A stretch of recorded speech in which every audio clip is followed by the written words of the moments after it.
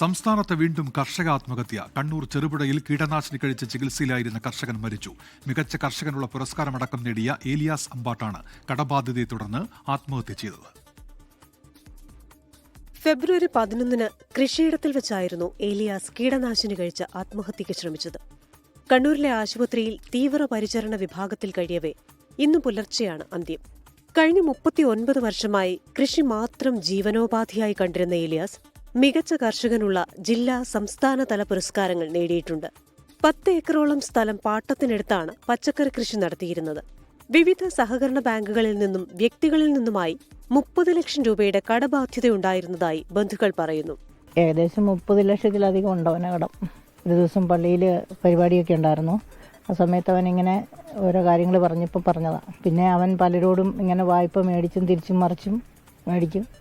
അങ്ങനെയായിരുന്നു ചെയ്തുകൊണ്ടിരുന്നത്. നല്ല ബാധ്യതയുണ്ട്. ബാങ്കിലുണ്ട്, സഹകരണ ബാങ്കിലുണ്ട്.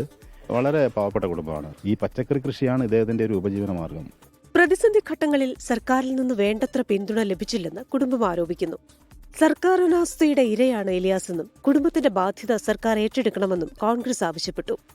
അവർക്ക് വേണ്ടി പ്രഖ്യാപിച്ച പദ്ധതികൾ പോലും സമയത്ത് നടപ്പിലാക്കാൻ സാധിക്കാത്തതും ആനുകൂല്യങ്ങൾ അതുപോലെ തന്നെ നഷ്ടപരിഹാരം സമയത്ത് കൊടുക്കാൻ സാധിക്കാത്തതുമൊക്കെ കർഷകരെ വലിയ തോതിൽ ആത്മഹത്യയിലേക്ക് തള്ളിവിടുന്ന സാഹചര്യം ഉണ്ടാക്കിയിരിക്കുകയാണ്. മൃതദേഹം പോസ്റ്റ്മോർട്ടത്തിന് ശേഷം വീട്ടിലെത്തിച്ചു. സംസ്കാരം നാളെ നടക്കും. 24 കണ്ണൂർ. ലോകത്തെവിടെയായാലും ഏത് സമയത്തും 24 വാർത്തകളും ഓഗ്മെന്റഡ് റിയാലിറ്റി പാക്കേജുകളും എക്സ്പ്ലെയിനറുകളും വിശദമായി കാണാൻ ഞങ്ങളുടെ യൂട്യൂബ് ചാനൽ നിങ്ങൾക്ക് സബ്സ്ക്രൈബ് ചെയ്യാം.